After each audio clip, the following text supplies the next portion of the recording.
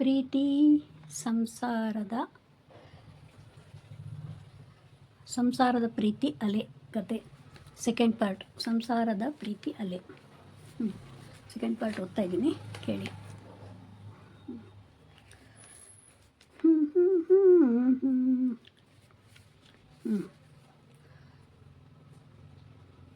ಏನೂ ತಿಳಿಯದ ಅವಳು ಮಾಡಿದ್ದಾನೆ. ಊಟ ಮಾಡಿದ.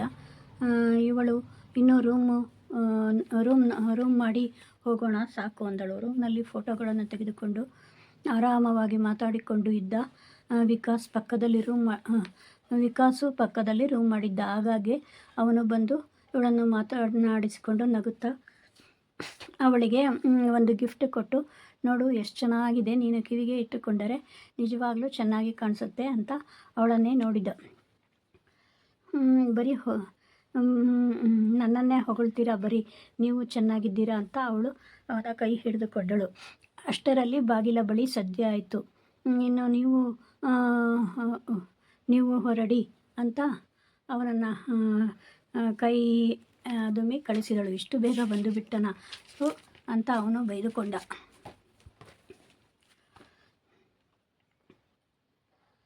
ಮಾರನೇ ದಿನ ಗಂಡ ಇವಳನ್ನು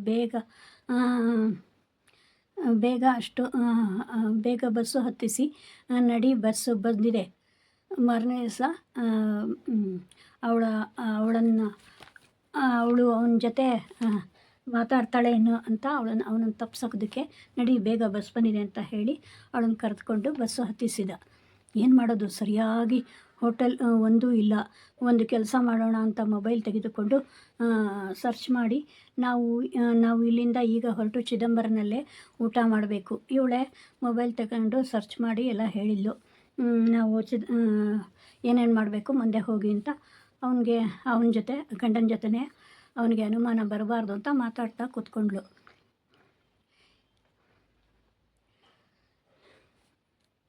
ಈಗ ಚಿದಂಬರನಲ್ಲಿ ಊಟ ಮಾಡಬೇಕು ಅಷ್ಟೇ. ಈಗ ಹಣ್ಣು ಇದೆಯಲ್ಲ, ಅದನ್ನೇ ತಿನ್ನೋಣ. ಅವರಿಗೂ ಹಚ್ಚಿಕೊಟ್ಟು ಅವಳು ತಿಂದಳು. ಬೇಗ ಹೊರಡು, ಇನ್ನು 1 ಗಂಟೆ ಮಾಡಬೇಡ, ಬಿಸಿಲು ಅದು ಇದು ಅಂತ ರಾಗ ಎಳೆದರೆ ನಾನು ಹೋಗ್ತೀನಿ, ನೀನಿಲ್ಲೇ ಇರು ಅಂತ ಹೊರಟ. ಸೀದಾ ಆ ಬಿಸಿಲಿನಲ್ಲೇ ಸ್ಟ್ಯಾಂಡ್ಗೆ ಬರೋಕ್ಕೆ ಬಸ್ ಹತ್ತಿದ್ದಾರೆ. ಬಸ್ಸಲ್ಲಿ ಜೋರಾಗಿ ಹಾಡು ಹಾಕಿ ದೊಡ್ಡದಾಗಿ ಮೈಕು ಕೊಟ್ಟಿದ್ದರು. ಅವರೇ ಬೈದರು. ಅರ್ಥ ಆಗೋಲ್ಲ, ಇನ್ನು ಸೌಂಡ್ ಕೇಳಿಸಲ್ಲ. ಮಾತಾಡಿದ್ದು ಬೇರೆ ಭಾಷೆಗಳು. ಅವ್ರು ಬೈದರೂ ಗೊತ್ತಾಗಲ್ಲ, ಇವಳು ಬೈದರೂ ಗೊತ್ತಾಗಲ್ಲ. ಸೌಂಡು ಕೇಳಿಸಲ್ಲ. ಮಾತಾಡಿದ್ದು ಹಾಗೆ ಅಸೈಕೆ. ಬಿಸಿಲು, ಮ್ಯೂಸಿಕ್ ಸೌಂಡು ಅವಳಿಗೆ ತಲೆಗೆ ತಿರುಗ್ತಾ ಇದ್ದರು. ಸೀಟ್ ಆರಾಮವಾಗಿ ಸಿಕ್ಕಿದ್ದರಿಂದ ಕಿಟಕಿ ಹತ್ತಿರ ಹೊರಗೆ ನೋಡುತ್ತಾ ಕುಳಿತಳು. ಅಲ್ಲಿ ಹೋಗಿ ರೂಮ್ ಮಾಡಿ, ನೀನು ಮೊಬೈಲ್ನಲ್ಲಿ ಹುಡುಕಿದ್ದು ಸಾಕು, ಕಾಸ್ಟ್ಲಿ ಮೊಬೈಲ್ನಲ್ಲಿ ಹುಡುಕೋದೆಲ್ಲ ನೀನು ಕಾಸ್ಟ್ಲಿ, ಇಲ್ಲಿ ದೂರ ನಾನೇ ನೋಡಿದ್ದೇನೆ ಬಾ ಅಂತ ಹೇಳ್ದ. ಎಷ್ಟೇ ಆಗಲಿ ಅಭ್ಯಾಸ ಅಲ್ವಾ, ಬೇಗ ಹುಡುಕ್ತೀರಾ ಬಿಡ್ರಿ, ರೂಮ್ ಚೆನ್ನಾಗಿದೆ, ಮೊದಲು ಹೋಗೋಣ ನಡಿ ರೂಮ್ಗೆ ಅಂತ ಬಂದಳು. ಅಲ್ಲಿ ರಶ್ ವೆಯ್ಟಿಂಗ್ ಮಾಡ್ತಾ ಕುಳಿತಳು. ಪಕ್ಕದಲ್ಲಿ ಯಾರೋ ಒಬ್ಬ ಫೋನ್ ರಶ್ ಇದ್ದರಿಂದ ಅಲ್ಲಿ ವೆಯ್ಟ್ ಮಾಡ್ತಾ ಕೂತ್ಕೊಂಡ್ಳು. ಪಕ್ಕದಲ್ಲಿ ಒಬ್ಬ ಫೋನ್ ಮಾಡ್ತಾ ಇದ್ದ.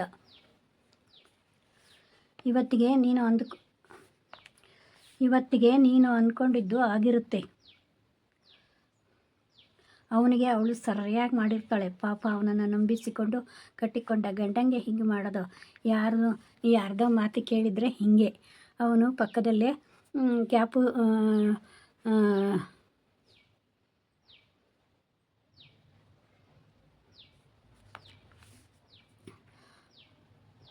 ಅವನು ಮುಖಕ್ಕೆ ಕ್ಯಾಪ್ ಥರ ಸ್ವೆಟರ್ ಹಾಕಿದ್ದರಿಂದ ಮುಖ ಕಾಣ್ತಾ ಇರಲಿಲ್ಲ. ಆದರೆ ಏನೋ ಸಂಚು ಮಾಡ್ತಾ ಇದ್ದಾನೆ ಅಂತ ಇವಳಿಗೆ ಗೊತ್ತಾಯಿತು.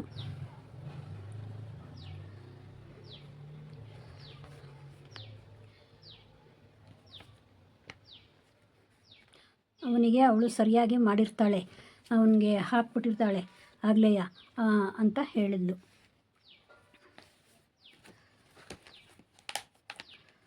ನಾಲ್ಕು ಡೋಸ್ ಕೊಟ್ಟಳಂತ, ಇನ್ನು 5ನೇ ಡೋಸ್ ಕೊಟ್ಟರೆ ಮುಗೀತು ಬಿಡು ಅಷ್ಟೇ. ಅಲ್ಲಿಗೆ ಇನ್ನು ಅವಳು ಆಗಲೇ 4 ಡೋಸ್ ಕೊಟ್ಟಿದ್ದಾಳಾ, ಅಲ್ಲಿಗೆ ಬಿಡು ಮುಗೀತು ಅವನ ಕತೆ. ಫೋನ್ನಲ್ಲೇ ಮಾತನಾಡುತ್ತಿದ್ದರು. ಅವನ ಕತೆ ಮುಗೀತು ಬಿಡು ಅಂತ ಹೇಳಿದಾಗ ಅವಳನ್ನು ಹತ್ತಿರ ಮಾಡಿಕೊಂಡು ನಂಬಿಸಿ ಏನು ಮಾಡಬೇಕೋ ಮಾಡೋದೇನು ಅವಳನ್ನ ಆಮೇಲೆ ನಂಬಿಸಿ ಹತ್ತಿರ ಮಾಡಿಕೊಂಡು ಏನು ಮಾಡಬೇಕೋ ಮಾಡ್ತೀವಿ, ನನಗೇನು ಕಷ್ಟ ಇಲ್ಲ ಅಂತ ಹೇಳಿದ. ಹೇಳಿ ಹೊರಟ. ಇವಳನ್ನು ನೋಡಲಿಲ್ಲ, ಆದರೆ ಇವಳು ಅವನನ್ನು ನೋಡಿದಳು. ಸ್ವಲ್ಪ ಬೆವರಿದಳು. ಹಾಗೆ ಕುಳಿತು, ಅಯ್ಯೋ ನಾನು ಎಂಥ ಕೆಲಸ ಮಾಡ್ತಾಯಿದ್ದೆ. ಫೋನ್ನಲ್ಲಿ ಮಾತನಾಡಿದ್ದು ಕೇಳಿದ ಅವಳಿಗೆ ತಲೆಯ ತಿರುಗಿದಂತಾಯಿತು. ಬೆವರು ಹತ್ತಿ ಹಾಗೆ ಕುಳಿತಳು. ಯಾರದ್ದೋ ಮಾತು ನಂಬಿ ಈಗ 5ನೇ ಡೋಸ್ ಕೊಟ್ಟಿದ್ದರೆ ಇವ್ರ ಕತೆ ಅಷ್ಟೇ ಆಗಿ ಹೋಗಿರೋದು. ನಾನು ಎಂಥ ಅನ್ಯಾಯ ಮಾಡ್ತಾಯಿದ್ದೆ. ನೋಡೋಕ್ಕೆಷ್ಟು ಒಳ್ಳೆಯವ ಆಗಿದ್ದಾನೆ. ಸ್ವಲ್ಪನೂ ಕೆಟ್ಟದಾಗಿ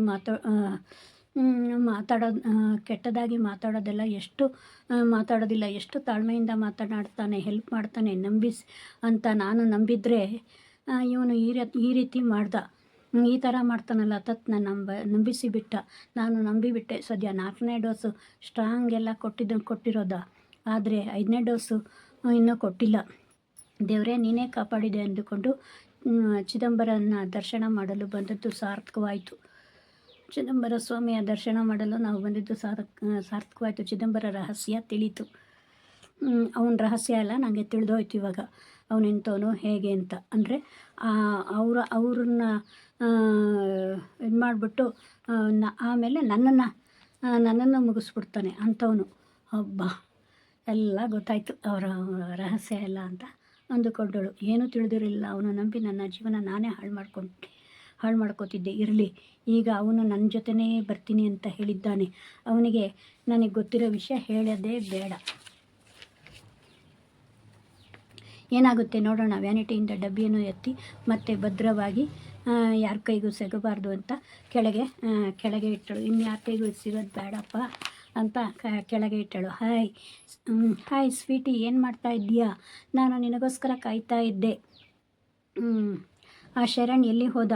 ಅವರು ಇಲ್ಲೇ ಅಂಗಡಿಗೆ ಹೋಗಿದ್ದಾರೆ. ಹೌದಾ? ಇನ್ನೂ ಕೊಟ್ಟಿಲ್ಲ ನೀನು 5ನೇ ಡೋಸು? ಇಲ್ಲ, ಅದು ಸಿಗ್ತಾ ಇಲ್ಲ. ಎಲ್ಲೋ ಬೀಳಿಸಿಬಿಟ್ಟಿದ್ದೀನಿ. ಬಿಡು, ಬೇರೆ ಪ್ರಯತ್ನ ಮಾಡೋಣ. ಈಗ ನನ್ನ ಜೊತೆ ಬರ್ತೀಯಾ? ನಾವು ದೂರ ಎಲ್ಲಾದರೂ ಹೋಗೋಣ. ಅಬ್ಬಾ, ನಾನು ಬರಲಾ? ನಾನು ಹೋಗೋದಾ ಇವನ ಜೊತೆ ಅಂತ ಮನಸ್ಸಿನಲ್ಲೇ ಹೆದರಿದಳು. ಆದ್ರೂ ನಾನು ಬರಲ್ಲ. ಆಯಿತು ನಡಿ, ನಾನು ಅದನ್ನೇ ಕಾಯ್ತಾ ಇದ್ದೆ. ಅವನ ಜೊತೆ ಹೊರಟಳು. ಇಬ್ಬರೂ ಕೈ ಹಿಡಿದು ವ್ಯಾನಿಟಿ ಹಿಡಿದುಕೊಂಡು ಡ್ರೆಸ್ ಮಾಡಿಕೊಂಡು ಹೊರಟರು. ಎಸ್ಟೇಟ್ ನೋಡಿಕೊಂಡು ಇಬ್ಬರು ಜೊತೆಯಲ್ಲಿ ಹೊರಟರು. ಎಲ್ಲ ನೋಡಿದರು. ಹಸಿರೊಟ್ಟಿ ಎಸ್ಟೇಟ್ ಸುಂದರ ದೃಶ್ಯ ನೋಡುತ್ತಾ ಇವಳು ಮೈ ಮರೆತಾಗ ಅವನು ಅವಳ ಸೊಂಟದ ಸುತ್ತ ಕೈ ಹಾಕಿದ. ಹಾಗೆ ಕೈನಲ್ಲಿ ಇದ್ದ ಜ್ಯೂಸ್ಗೆ ಸ್ವಲ್ಪ ಪುಡಿ ಬೆರೆಸಿ ಕೊಟ್ಟ. ಅವನು ಇಬ್ಬರೂ ಜ್ಯೂಸ್ ಕುಡಿದರು. ಇಬ್ಬರು ಒಬ್ಬರನ್ನೊಬ್ಬರು ನೋಡುತ್ತಾ ನಿಂತರು. ಸುತ್ತಲೂ ನೋಡಿದರು. ಅಲ್ಲಿ ಎಲ್ಲರೂ ಮುಂದೆ ಇದ್ದರು. ಇವರಿಬ್ಬರೇ ಹಿಂದೆ ಉಳಿದರು. ಅವಳು ಇವನನ್ನೇ ನೋಡುತ್ತಾ, ಇವಳು ಅವನನ್ನು ನೋಡುತ್ತಾ ಇರುವಾಗಲೇ ಅವಳು ಜ್ಯೂಸ್ ಕುಡಿದಿದ್ದರಿಂದ ಪುಡಿಯ ಮತ್ತಿನಿಂದ ಹಾಗೆ ಕಲ್ಲು ಬೆಂಚಿನ ಮೇಲೆ ಒರಗಿದಳು. ಅವನು ಅವಳ ಕೆನ್ನೆ ಮೇಲೆ ಕೈ ಆಡಿಸಿದ. ಮತ್ತು ಮುಂಗುರುಳು ಸರಿಸಿದ. ಇನ್ನು ನನ್ನ ಕೆಲಸ ಆದಂಗೆ. ಅವಳ ಓಣಿ ಸರಿಸಿ ಬೇಕೆಂದ ಹಾಗೆ ಫೋಟೋಗಳನ್ನು ತೆಗೆದುಕೊಂಡ. ಒಂದು ಹೆಜ್ಜೆ ಮುಂದೆ ಹೋಗಿ ಅವಳ ಕಾಲಿನ ಮೇಲೆ ಕೈ ಹಾಕಿದ. ಒಂದು ಹೆಜ್ಜೆ ಮುಂದೆ ಹೋಗಿ ಅವಳ ಸುಂದರವಾದ ಬಿಳಿಯ ಕಾಲುಗಳ ಮೇಲೆ ಕೈಯನ್ನು ಹಾಕಿದ. ಅಷ್ಟರಲ್ಲಿ ಅವಳ ಗಂಡ ಕೂಗುತ್ತಾ ಬಂದ. ಶಮಂತ, ಎಲ್ಲಿದ್ಯಾ? ನಾನು ಇಲ್ಲೇ ನೋಡಿದೆ ಅವಳನ್ನು ಬಿಟ್ಟು ಗಂಡ ಬಂದಿದ್ದಾನೆ. ನನ್ನ ಸುಮ್ಮನೆ ಬಿಡುವುದಿಲ್ಲ ಅಂತ ಅಲ್ಲಿಂದ ಪರಾರಿಯಾದ ಇವನು ವಿಕಾಸ್. ಗಂಡ ಬಂದ್ಬಿಟ್ಟ. ಅವನು ಬಂದ ತಕ್ಷಣ ನಾನು ಎಲ್ಲಿದ್ದರೆ ನಾನು ಬಿಡೋಲ್ಲ ಇನ್ನವನು ಅಂತ ಅಲ್ಲಿಂದ ಹೊರಟ.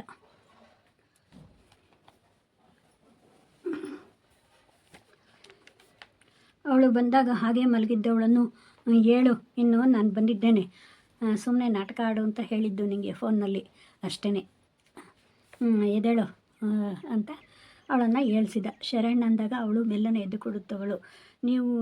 ನೀವು ಹೇಳಿದಂತೆ ನಾನು ಮಾಡಿದೆ. ಅವನು ಜ್ಯೂಸ್ ಕೊಟ್ಟ, ಅದನ್ನು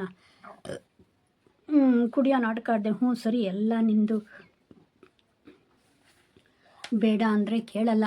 ನಮಗೆ ಇದೆಲ್ಲ ಬೇಕಾ? ಸುಮ್ಮನೆ ನಮ್ಮ ಪಾಡಿಗೆ ನಾವು ಮನೆಯೊಳಗೆ ಎಷ್ಟು ಬೇಕೋ ಅಷ್ಟು ಮಾಡಿಕೊಂಡು ಇರೋ ಅಂದರೆ ನೀನು ಕೇಳಲ್ಲ. ಇಂಥ ಕೆಲಸ ಎಲ್ಲ ಯಾಕೆ ಬೇಕು? ಇಂಥವ್ರ ಜೊತೆ ಎಲ್ಲ ನೀನು ಈ ರೀತಿ ಆಡೋದು ನನಗೆ ಹಿಡಿಸಲ್ಲ ರೀ. ಬಿಡ್ರಿ, ಅದೆಲ್ಲ ಇಂಥವ್ರಿಗೆಲ್ಲ ಹೆದರಿ ನಾವು ಸುಮ್ಮನೆ ಮನೇಲಿ ಕೊಳ್ತಿರೋದ. ಹೊರಗಿನ ಕೆಲಸ ಹೆಣ್ಮಕ್ಳು ಮಾಡೋಕ್ಕೆ ಬಿಡೋದಿಲ್ಲ. ಅದಕ್ಕೆ ನಾವು ತೊಂದರೆ ಸರಿ ಮಾಡಿಕೊಂಡು ಹೋಗ್ತಾ ಇರಬೇಕು.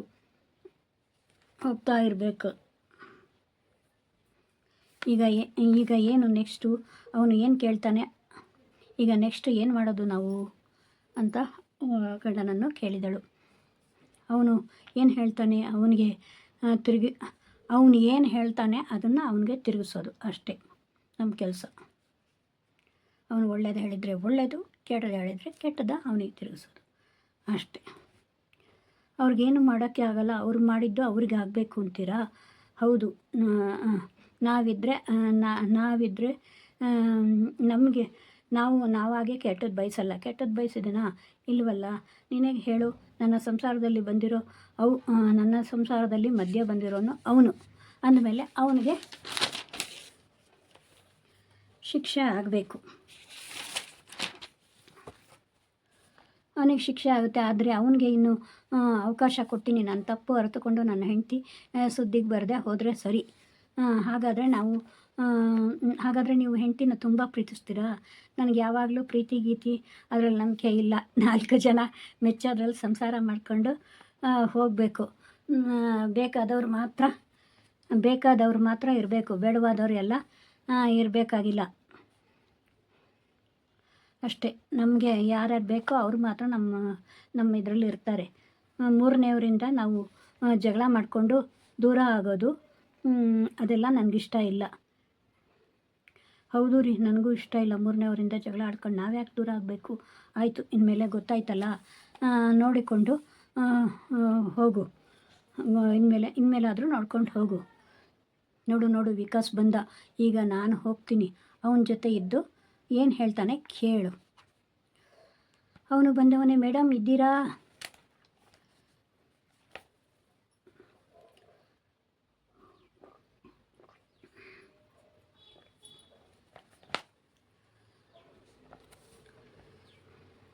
ಇಲ್ಲಪ್ಪ.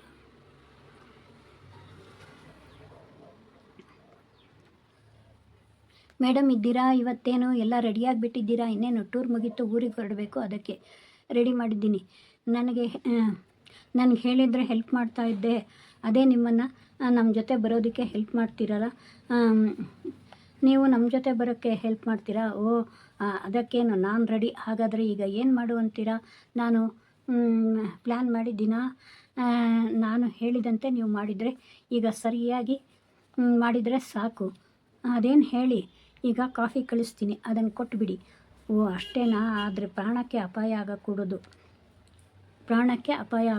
ಗೊತ್ತಲ್ಲ? ಇಲ್ಲ ಮೇಡಮ್, ಪ್ರಾಣಕ್ಕೆ ಏನೂ ಆಗಲ್ಲ. ಆದರೆ ತಲೆ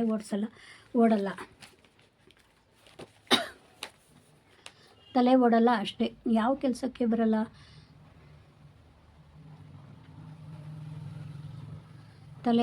ತಲೆ ಓಡಲ್ಲ ಅಷ್ಟೇ, ಯಾವ ಕೆಲಸಕ್ಕೂ ಬರಲ್ಲ.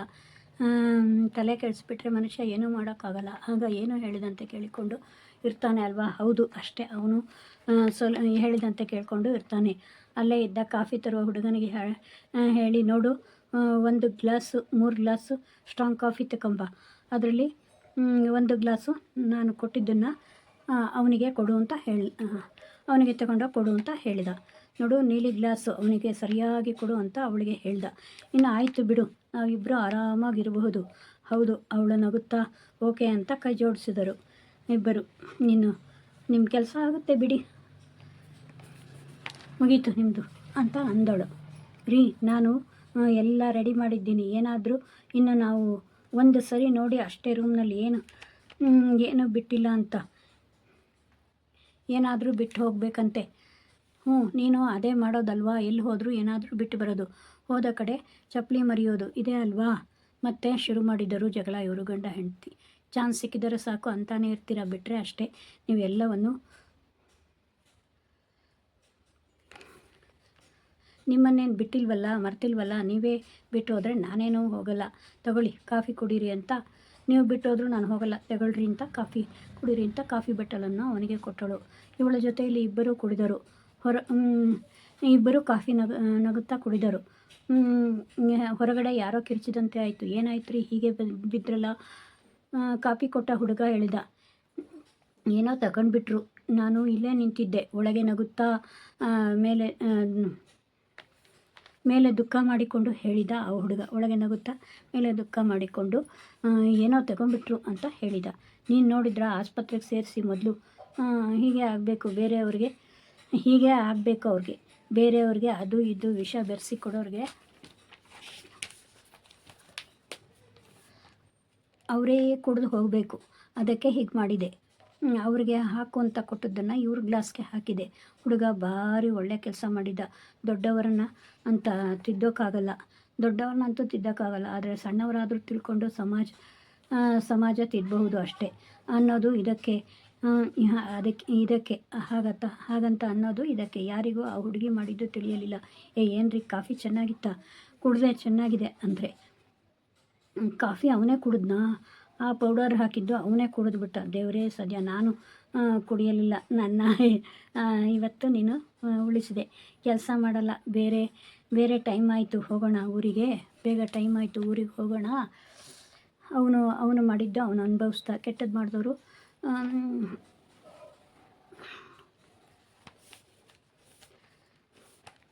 ಆದರೆ ಎಲ್ಲದೂ ಸಮಯ ಹಾಗೆ ಇರಲ್ಲ.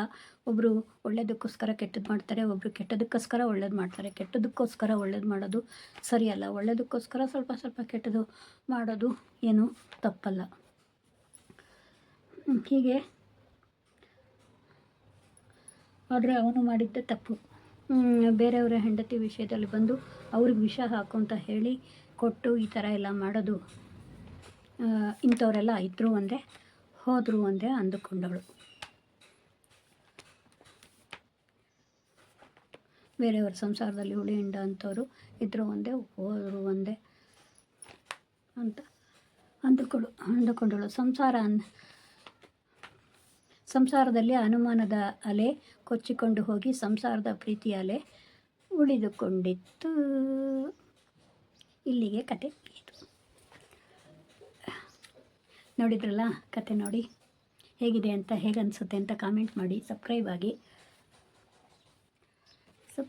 ಆಗಿ ಜಾಯಿನ್ ಆಗಿ ಎಲ್ಲ ಹೇಳ್ತೀವಿ, ನೀವು ಮಾಡೋದು ಮಾಡಿ. ಕತೆ ಮಾತ್ರ ಓದಿ ನೋಡಿ. Thank you very much. ಎಲ್ಲರಿಗೂ ತುಂಬ ಥ್ಯಾಂಕ್ಸ್.